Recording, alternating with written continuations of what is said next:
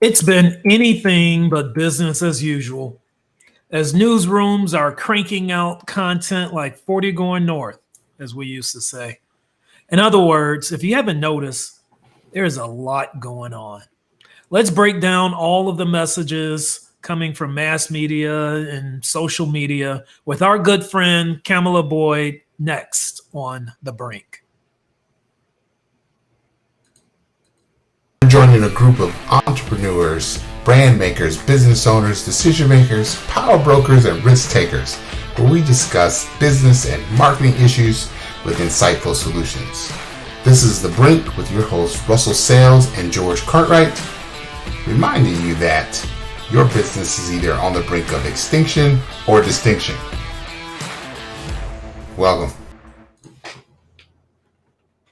Welcome to The Brink, your daily business leadership and digital marketing podcast with your host.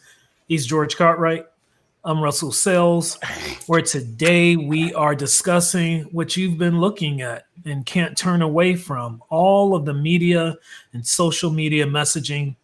And what does it mean? So we're going to break it down. What's going on, G? Man, I'm good. I'm good today. I'm glad to be in the house with friends, because sometimes you just need people around you that you know. You know what I'm saying? It's been tough. It's been some tough days. Our cities, my city, your city, our city, Chicago, wrecked, Atlanta, wrecked, Dallas, upheaval across the country. And we are talking about it. The media is talking about it, and we got some questions. We got some things to talk about, discuss. So I'm excited.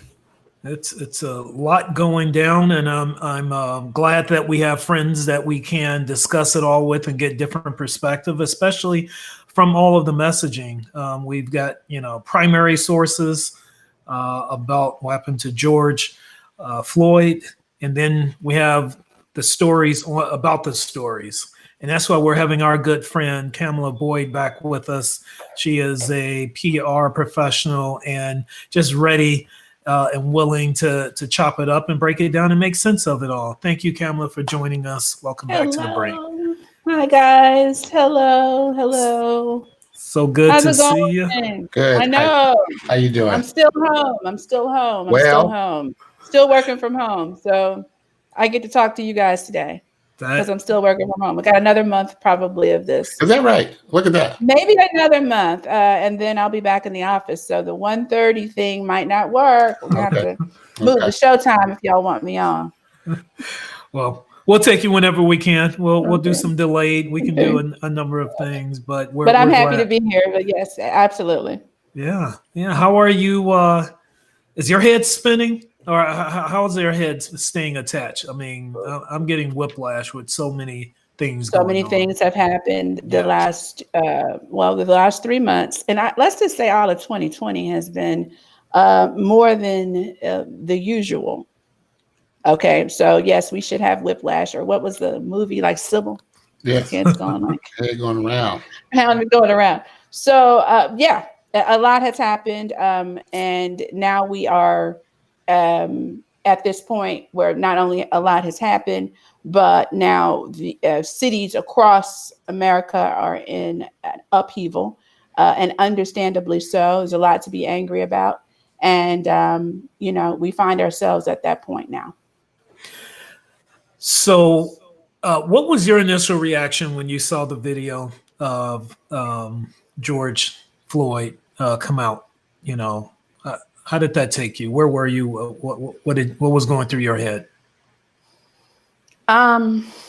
Initially, I saw it, I think that next morning, and it was clear that something traumatic happened. And I'm going to say this: when I saw it in my feed, I just scrolled by it. I didn't want to stop. I didn't initially want to know what happened. Now, this is where it got a little difficult. When I realized a police officer's knee was on someone's neck, that became something that, wait a minute, this happened. His knee is on his neck, and it's being filmed. It's happening live. Right. Someone their life, it has expired in front of us. Yes. And we are spectators as this life is being taken for a counterfeit, an alleged counterfeit $20 bill. $20. For $20. $20. Alleged $20 that Alleged. we're not even sure if he knew if it was fake. We're not sure that he was aware of that. Few of us carry cash anymore. Very few. I mean, I don't carry a lot of cash. So the idea, when I look to examine a counterfeit bill, I might recognize it, I might not. Would I knowingly try to pass it? And from what I understand, he waited around to say, wait, I didn't know anything about it. And that normally they don't arrest people because you got to examine if it was fake. They give you a written warning or something. And there's some other processes from what I've read. Now that's media reports. And so this is extraordinary to lose your life over an alleged $20 bill live, being filmed, and a young lady that was filming it. This has got to be devastating. From what I understand, she was a teenager. Wow. Yeah. I didn't know how old she was. She was a young lady and received some threats and things of that nature. So for even the merits of this, even if it was counterfeit, even if he'd broken the law, a knee was on a neck live. For 9 minutes, 8.5 minutes. 8.5, almost 9 minutes. And he was gone for 2 minutes. Yeah. And he was dead in front of us. That message, that visual. I mean, we have our people, our culture. We have tons of images and imagery that we've seen over the last 200-300 years, or as long as photography has been in. I teach this, but we've seen these images, but they're becoming more harrowing as we watch them. Because you're watching them and you realize that this life is happening right in front of you. And I think I have not seen it. I have not seen all of it. I just couldn't watch. I couldn't bring myself to watch it. I don't really want to be that angry because it would make me more frustrated and angry than I am, and hurt because the heinousness of it for someone to do that is just, it's beyond me. But it is. It's not only happening; it's happening in front of us, and so we can't. What is bothering me is that there are still people who don't believe that America hasn't addressed its race problem.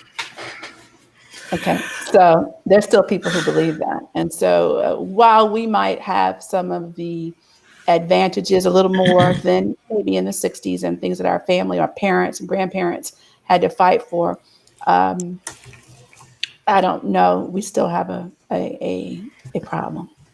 Let's get into that a little bit. And you said there's still some people that don't believe we have a problem, and yet we watched it in front of us. Do you think media, or what role does media, mass media, let's start there because we know there's social media, mass media, what role are they playing in this? And what do you think about the coverage so far of this particular instance that may persuade some folks to believe one way or another? Well, I think it's two separate answers. As a member of the media, I've got to support the fact that we want to see what's happening. Right. As an African-American woman, because I can't forget that part ever, there's a part of me that wants to shelter children from seeing this. Oh my gosh, they've got to see this. We got yet another generation that'll grow up with this type of violence and senselessness, and with this overwhelming sadness that even if you do everything you're supposed to do, your life can be taken with a knee. So the human side of me sees one side. Now the media part says another. And I want everybody who's able to see this. Now, can they decipher? That's a question based on background and a bunch of other things. Do they accept what they see? So that's another question. But I think one of the reasons that we're beginning to approach this differently is because people are seeing it. So there's some advantages to that, and the coverage of it has been nonstop. So as a journalist, I'm happy that the coverage is there. Show it, show it, show it. As a Black woman, and as an aunt and a sister and a daughter and a friend, I'm wondering this imagery, what is it doing to us? What is it doing? I don't want to be scared to drive in Atlanta. I don't want to worry about my brother driving. My nephew years away from driving. All of those things happen to your mind, and so that part worries me. I think at some point we'll study the collective trauma that it has been. Oftentimes we have had these traumas in silos, right? Like in states or cities or communities, where disenfranchised people have always had trauma. Look at we can go to trauma, history, right? And but to all collectively be going through it together from this same incident, I think it's something that we certainly will have to look at, like how it impacts us. How this impacts us, to see a life taken in front of us, and see it happen more than on one occasion. But with Memorial Day weekday, on Memorial Day, this happened. So all of that. So, but as a media member, I want to show it, put it out there. We have an instance, but the first time we had this imagery that where there was a consciousness to release it was Emmett Till's death. And when his mother said, open the coffin and show the photo. That's right. And that photo was all over Jet. That's as, right. As our old school used to say, the Jet. The Jet. Right. And Jet, that photo kind of got things going in the civil rights movement. Emmett Till's death, but not just his death, people seeing his death. Yes. And what they did to a 14-year-old. Right. Yeah. Okay. A 14-year-old. So then do you believe that the media plays some part of the transition? Will this be better? Is there a better day coming? And will the media play a part in it? Better is relative. Yeah. Okay. So better is relative in terms of will it get better? Because maybe what I see as better, some of these people who are killing our folk might not see that as better. Very true. Okay. So better is relative. I think better starts with you as an individual and what we're choosing to absorb. But do I want to silence it? Absolutely not. But better becomes relative.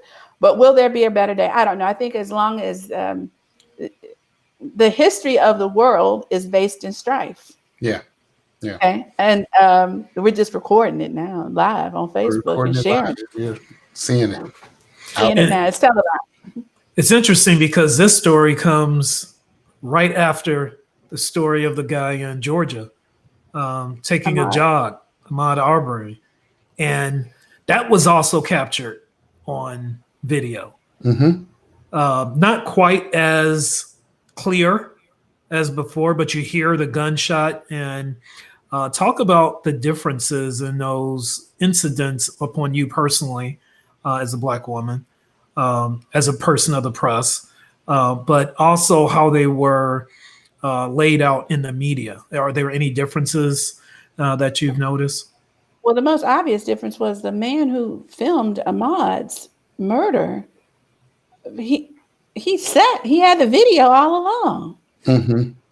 He recorded this and then held it, thinking, and it was alleged, at least in his releases, and his attorney, they released it to show that the situation was different than what was being reported.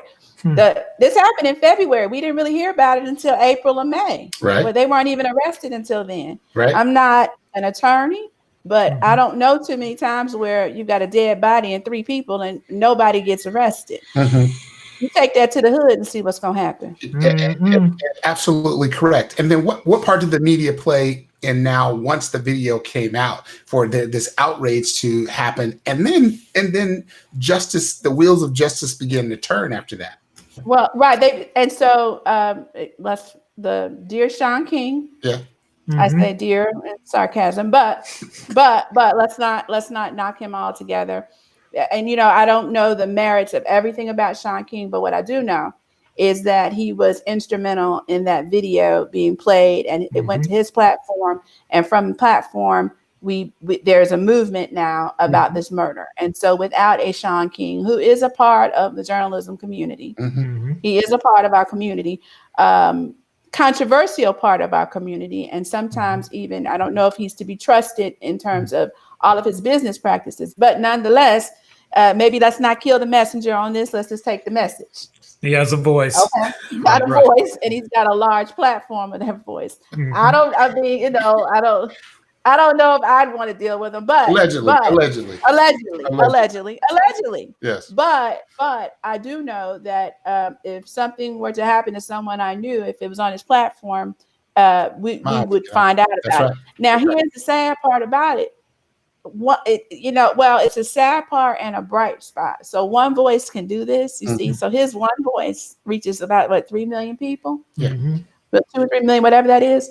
But it's a shame that that we have to even have that kind of credibility or that reach to say that a young man was murdered in the streets and hunted down like a dog, or like an animal. We don't even hunt dogs. We don't hunt dogs. No, we don't. Just hunt it down like an animal and shot, and then it was quiet, and there are no charges, and it was sent first to the DA in Glenn County, and then over in Waycross, which is down in South Georgia, and it around. Now it's here with the Cobb County DA. But back to the media portion on this. Let's see how the coverage is. Without the media, perhaps that would not have been known. And I know it wouldn't have been known the way. And without Sean's initial push on this, especially in the middle of corona coverage or coronavirus coverage, we wouldn't have seen it the way we heard about it, but we would not have seen it. So I don't want these voices silenced. I want to see less of it or none at all, but I don't want the voices. Yeah, we can do without it. How I feel about it personally and how it personally affects me is another layer to that, but let's not silence these voices. Which actually speaks to and you just said it, the unfortunate necessity of having the voices that we have outside of mainstream media, mass media. And what do you think of the coverage? I don't know who do you follow in terms of outside of the main folks who more often than not get it right? Are there any voices that stick out that can be trusted? And I'm not here to promote anyone, but okay. Well, I'll give you one friend of mine. Now, because let me tell you why. There's a couple of things. I'll give you who I follow, a couple of names, but because I want to stay, number one, I'm biased. Yeah. Okay. And I want accurate information. I just don't jump on social media to look for info. Gotcha. Okay. Now, Sean King, of course, the video is accurate, but I stick to the sources where I know I can at least get, and sometimes, those can even be wrong. Right. Because but we'll get back to that. But I stick to mainstream sources. Now, there are a couple of voices. One happens to be one of my good friends. His name is Charles Hobbs. He's down in Tallahassee, Florida. He's attorney Charles Hobbs, but he also is a voice to some of the things that are happening. I've known him forever. I follow him. His commentary is usually something. It's well-rounded commentary. And I tend to find he's written for The Hill. He does coverage. So has a little bit of that journalistic side, but he's open to hearing and listening and an active voice. Now, like I said, he's a personal friend. I went to high school with him. Okay. But I follow him, but he's a known voice. There are a few others that I follow, but he's one, and I'll think of another one in a second. I want to think of a lady that I follow. But most of the folk that I read and absorb, usually are in some way mainstream because I can trust the information. Gotcha. Yeah, you don't want to just start following InfoWars. Thank God they took that down. No. And because so here's the thing. We talked about this the other time. Like, you can't start out with a lie and end up at the truth. Yeah. So that's true. But sometimes you find this information, and some of it might be true, but it's so garbled up that you can't decipher. And so when I want to see something, I want to know that it's accurate. Isn't it amazing on that note that TMZ now has somehow become one of the more trusted sources in many Harvey regards? Levin got him paid off. Listen, let me tell you something about Harvey Levin. And that is so go back to who Harvey is. Harvey was People's Court. Remember our grandparents? Yes. That's his show, People's Court. So Right. he has always had a hand in media and understanding, the pulse of what's going on. People's Court was about and Judge Wapner, that was about as real. It wasn't stage, meaning that these people came on with some real issues. You see the judge shows now, but People's Court was the only game in town back in the day. Yeah. So Harvey has an inroad to that. Now, let me tell you what my struggle, that TMZ is accurate most of the time, many times they're accurate. Yeah. My struggle with it is that they don't seem to have any awareness. Ethics. Like, okay, with ethics. No. So here's the ethics thing. Are filtered like this too much. It's more. So when you're talking Kobe's death, in January, they got it first because people call TMZ, right? They call them. But someone's dead, someone's father, there's no awareness of that. So when does news, you got to go, how's this going to work? Yeah. I'm all for the information, First Amendment rights, but understanding how that some of this can be insensitive. Now, I know on TMZ that comes on here in Atlanta in the afternoons, and I don't want to shout them out too much, but I'm going to give them that much credit. But I know that he has been a huge voice in the George Floyd murder. Yes. And he's had Ben Crump and a few others on, and they've been constantly talking about that. And so what I will say is that he probably reaches an audience outside of the normal demographic. So people see these Black folk get murdered, and they think that's a Black issue. Mm-hmm. Yep. Yes. Black folk cover it, Black folk get murdered, and that's a Black issue. Right. Okay, so a Harvey Levin, when it's on his show, it becomes a larger voice, and so human for that, human issue, right? Because it becomes a people issue, not a Black people issue. Absolutely. Because see, we keep getting murdered. That's Black folk. He was down there doing something he wasn't supposed to be doing. See, we don't even get the benefit of doubt. But a Harvey gives credence to. He helps move the needle a little bit. Mm-hmm. He gives credence to the fact that, okay, let's see what this is about. So I don't have his show demographics in front of me, but and now that many of the TV shows are on the internet, so his viewership is probably even wider. But I guarantee you the viewers are far more diverse than and that voice is probably needed. Mm. Mm-hmm. So then speak to, if you would, that even some of the things that how the media frames things. I'm thinking about the autopsies and of George Floyd. Like how do they play a role in framing the narrative based on either releasing information or not releasing information, or how it is released and when it is released? Well, I think what the initial autopsy said, he died from coronary issues or heart attack. Yeah. Okay, so in this particular case, I'm not gonna go hard on my people, at least on this. Now, if they deserve it, I'll be open about that. But they just reported what was given. They just said what the coroner said. What he said. Right. What he said. He said what he said. Yeah. Now, yesterday, the independent autopsy, of course, had something different. I think the headlines were we've got two different opinions. Mm-hmm. Now, we could probably pull. So what you've got to understand with media now, it's segmented for audiences. Yes. So Fox is going to go do Fox go Fox. Fox go Fox. Fox go Fox. Yes. CNN go CNN. Mm-hmm. MSNBC's go MSNBC. Mm-hmm. But they're all tailored to the audiences that follow. Mm-hmm. But always remember, Fox is going Fox. You might get some other stuff from some other. So it wasn't so much, I don't think the information was twisted. I just think the narrative connected with the information.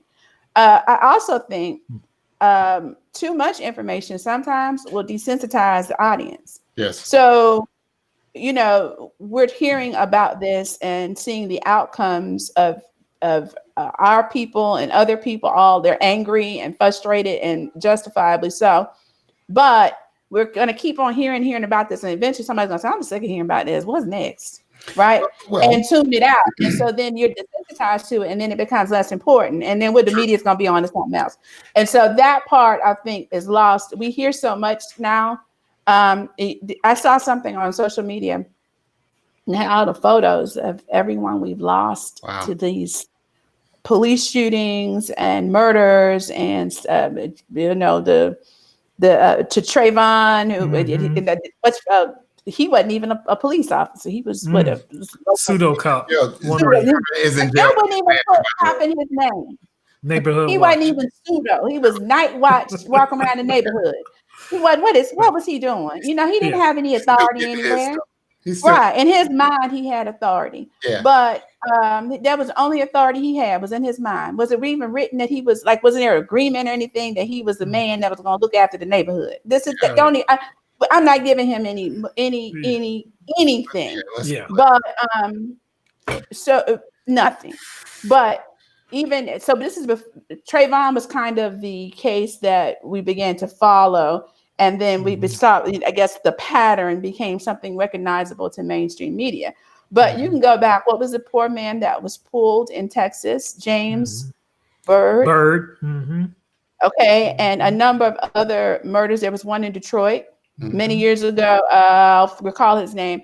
But these things have been happening all along. But if we just start at Trayvon Martin's loss and move down, that photo collage was, I was struck by that. Yeah, and the photos and the hashtags and these names and hashtags, and it was daunting. It was daunting.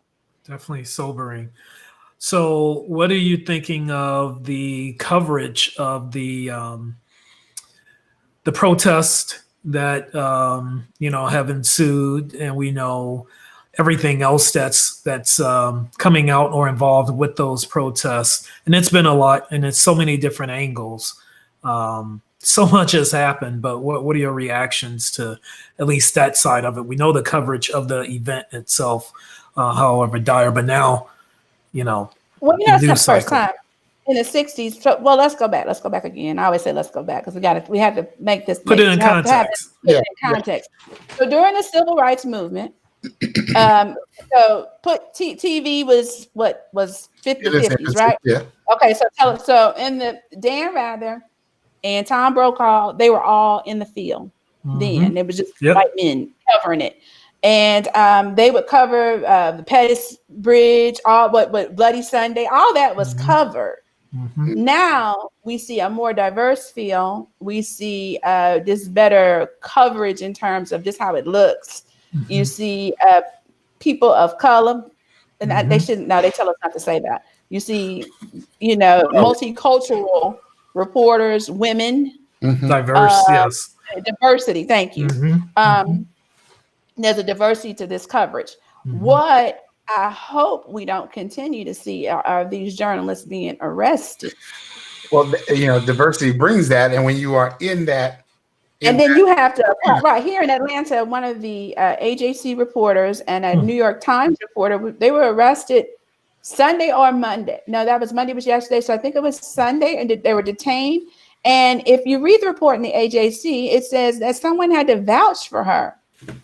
She had her press credentials. And when they finally took her out of the twisties, she had to show and produce a card to show who she was. What are we back to that? I got to show you my papers. Well, show you that I'm free. I got arrested on.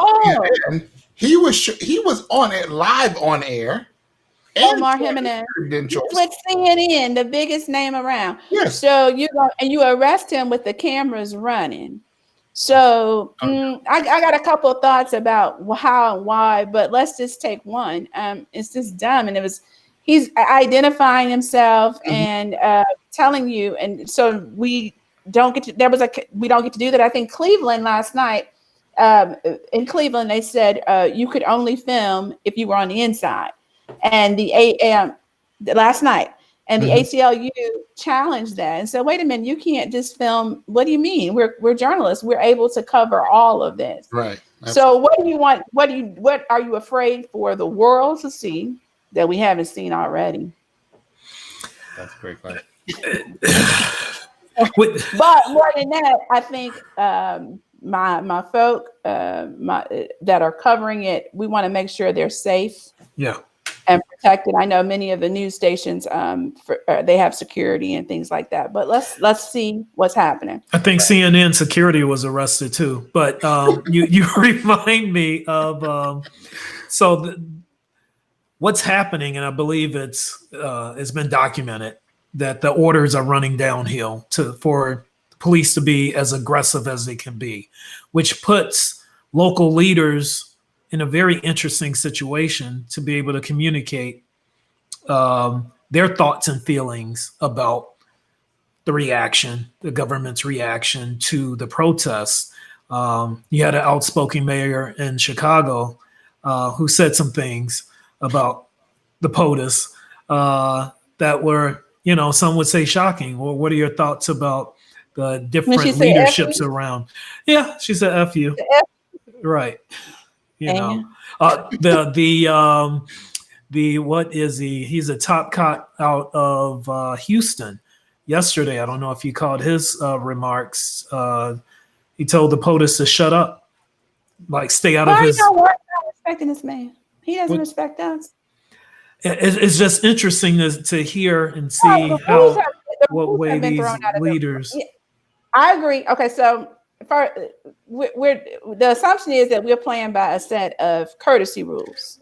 Well, we're not playing that. He's not playing by a set of courtesy rules. And so would it be nice to be respectful? Well, it would be really nice to be respectful. We got 100,000 people dead from a virus that in a country that leads in medical research. 100,000 in 3 months. We've got cities torn up from a murder from a knee. And we've got these bizarre pressers that are coming from the White House and a number of other messages and dog whistles and all kinds of things that are happening that are triggering one group and seemingly sending pain and uncomfort to another or discomfort to another. At this point, I don't really think that there is the rules are off on this, meaning that I think all's fair. And she said what she felt. And Mayor Lightfoot, first African-American mayor, female mayor in Chicago, y'all, that's our hometown. It's only been 2. Yeah. Yeah. And, so I'm not here to tell Mayor Lightfoot how to run her city.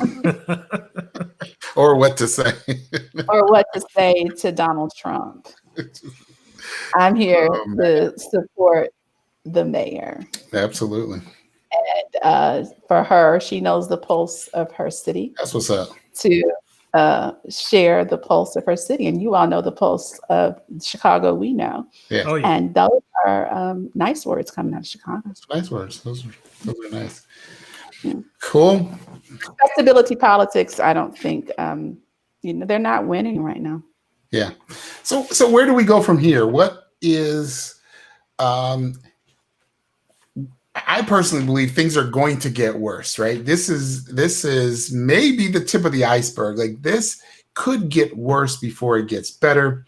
What is the media's role in that? How do they proceed in this climate where we are ever polarized, where we have social media? Some of these things come out regardless of what, they hit social media first and then mainstream media picks it up and goes with it. What are we looking at going forward? Well, First Amendment rights, first and foremost. Yeah. Let's cover what we cover, what's true, what's accurate. Let's get the message out there. This is what we're doing. This is what's happening. Then we need to know. and respect for people who are covering these things. I think the challenge, and I spoke to, this is on another subject, but I spoke to a reporter yesterday, and he said to me, I'm out and I'm watching this, but I'm Black too. Mm-hmm. You know, I'm Black. I'm an African-American male. He's from the Midwest. And what we're seeing probably, and we'll see with the reports in terms of media, it's going to be pretty hard for people at a certain point to forget the skin we're in and the lives we've led with the skin we're in and our ancestors and things like that. So what you're going to see, so many reporters, they're getting personally connected and personally involved with these stories. They're seeing things that, that even are shocking to them. So I think the media is going to continue to cover it. I don't think the media is an issue here. Okay. When I say it's not an issue, I saw Russell's face. He's like, "What you mean it's not an issue?" Yeah. Okay. Well, I'll tell you what I'm thinking. They're supposed to give information. They're here to serve and give information. But the downside is that this information now is editorialized. Yeah. So that's where the friction comes. And if you just remember, though, that what you watch and absorb is coming from an editorialized point of view, and that you're probably watching whatever appeals to your editorialized point of view.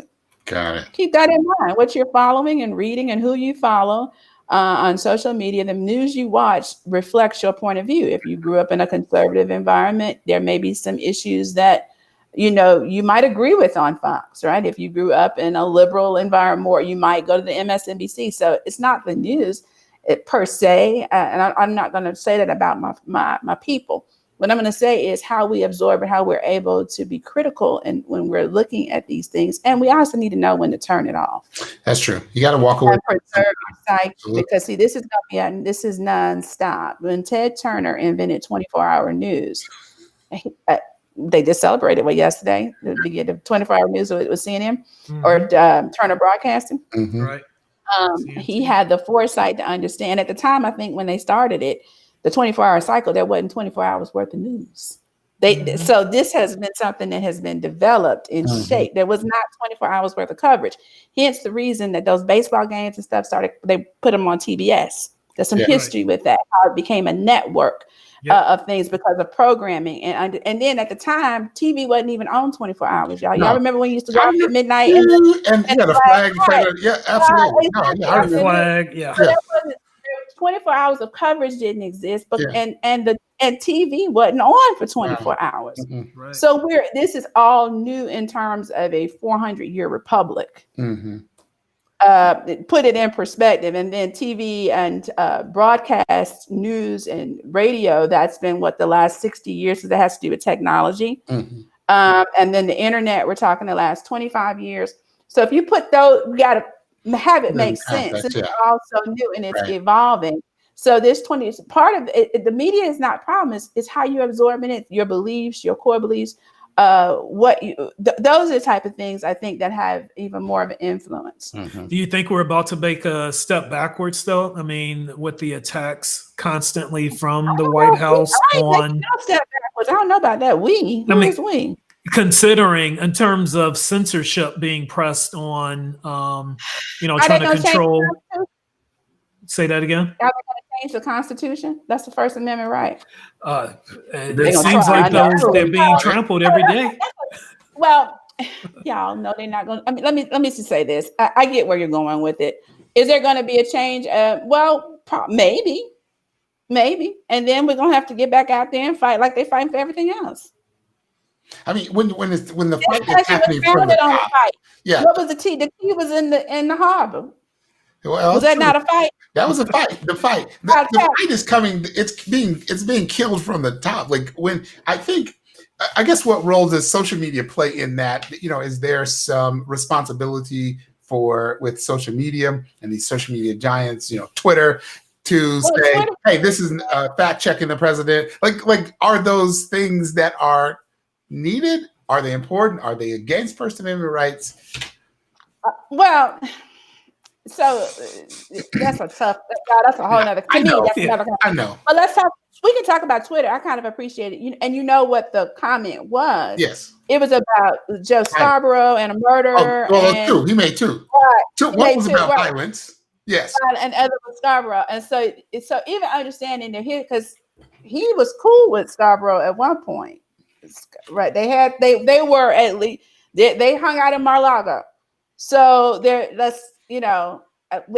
politics make strange bedfellows. Yes. So the comment was, and the problem was 45 doesn't care if it's true or not. He wants to appeal to a base. So we're arguing, he doesn't care if it's true, if it's accurate. It's all about what he can gain from keeping things riled up. And that's a psychological thing. That ain't a TV thing or a Twitter thing. Right? It just happens that he's able to do it now in masses. Yeah. So clearly disinformation is a part of that. Right. And I would like to believe that most of my ethical journalists understand that. All right. And I'd like to believe that. I'd like to believe it. I don't know. But, I'd like to. The people I know, for the most part, they try. I'm not going to say they don't try. But the Twitter thing, I kind of appreciate it. But, then what the executive order on social media? Well, people were arguing about it. Like, who does this? Okay, well, there's no precedent for it because we just got social media about 15 years ago. Yes, so no, this is the precedent. Yes. True. This will set the tone for it.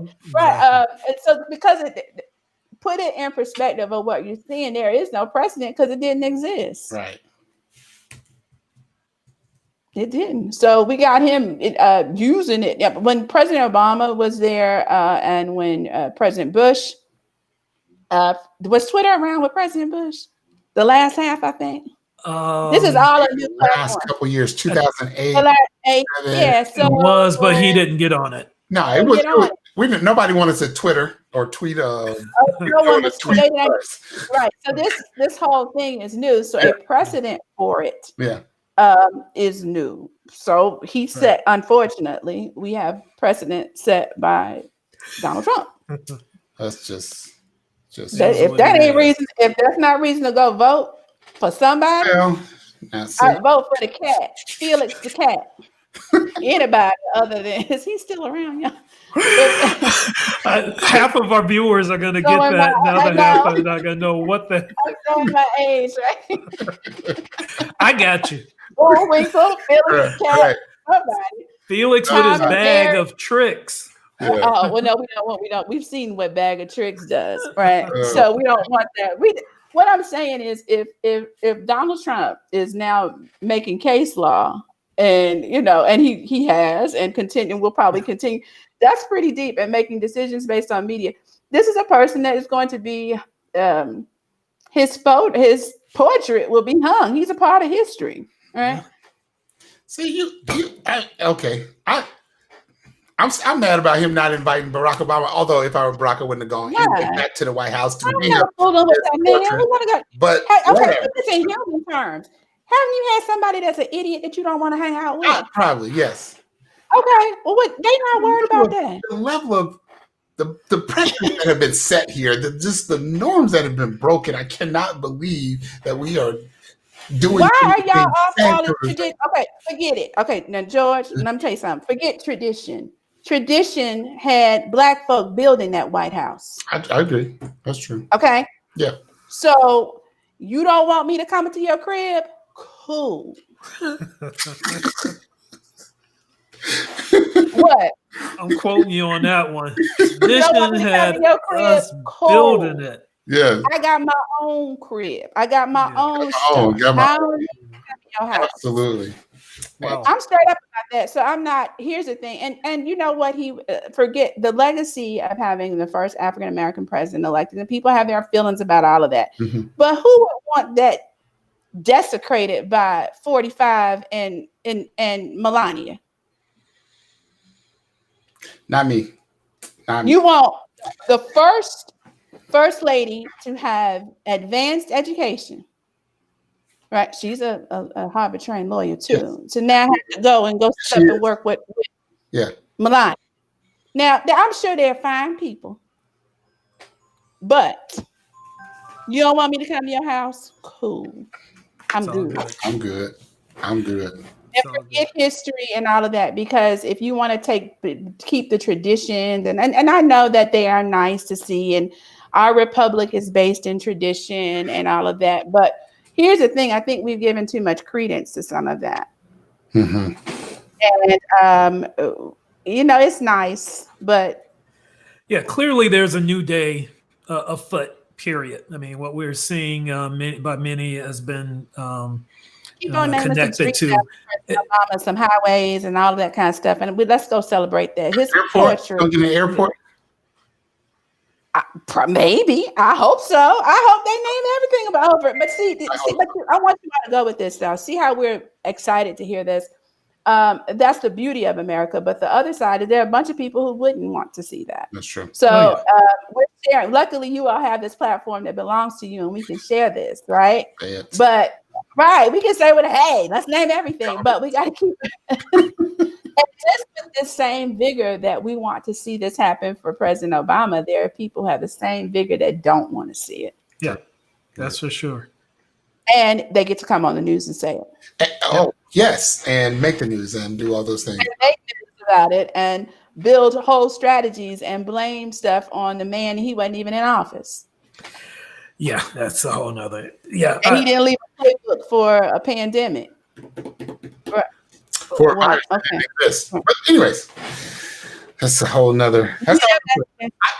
I cannot thank you enough. I appreciate you. I do, for coming, sharing your knowledge, your experience, insight, my thoughts, your thoughts, and for keeping it 100. 100. Sometimes we gotta be something else. You don't want me at your crib? Cool. I'm good. I'm good. Well, you can come by the Brink anytime. You're always welcome. The welcome mat is definitely out. Thank you. We appreciate all that in-depth, different perspectives, and a whole lot more to get to. So we will get to it at another time before you have to commute back somewhere. Or go back to the office or whatever that looks like. Yeah, who knows? We don't know what it looks like. At this point. Happy to be employed. Yeah, so yeah. We know what it looks like. and alive, and that family members and all those people are alive. We had one family member, as we close, I do want to say this, that was ill and he made full recovery. And awesome. A lot of people were not able to say that about family members. Absolutely. So he made full recovery after 50 days. Wow. And it's on the road to recovery. I saw him yesterday. So. Well, thank you. You have to stay safe out there. Thank you. You too. As you get your exercise and go around and do your shopping, extrovert, be safe. Thank you. Bye, guys. Be safe in them streets. All right. We'll see you later. Thank you. Appreciate you. Man. Yeah. That's cool. That's way cool. Really appreciate our homegirl, fellow Chi-Town person, sharing thoughts, dropping knowledge as usual, adding perspective on where things are, different perspectives. There's so much there. Just to take in as a citizen, forget that you are, for a second, you are a business owner or entrepreneur. You're a human being. Sure. And it starts there, being able to, we all use the lenses of media and social media because we can't be eyewitnesses to everything. But those things shape our perspective. Mm-hmm. And one of the takeaways I get from this is to scrutinize and to understand how you're forming your version of reality, right? Because it is coming from someone else's lens, literally. And so with that in mind, continue to share your version of reality on your business with the best tools available, with the best people around. And in this climate, let your voice be heard. Take a stand for something. Don't be silent. Use your platform. If you don't have a platform, build one. But definitely use your platform to show where you stand as a human. Absolutely, man. Cool, bro. We thank you all. We got more guests coming up this week. Absolutely. Please make sure to like and subscribe. Share it. Y'all be careful. Be productive.